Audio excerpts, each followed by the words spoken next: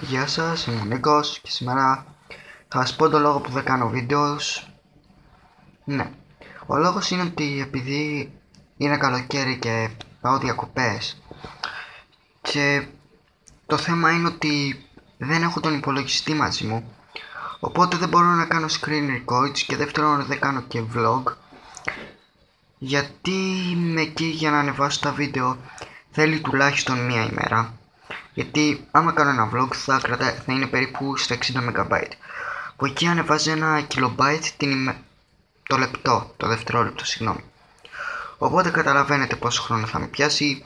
Εκεί έχει και χαλασμένο wifi. Απλά τώρα έκανα το βίντεο και το ανέβασα επειδή γύρισα στη Θεσσαλονίκη. Λοιπόν, αυτά από μένα. Άμα θέλετε κάντε ένα subscribe για να ενημερωθείτε για το Σεπτέμβρη που θα αρχίσω να κάνω πάλι βίντεο. Αυτά. Γεια σας.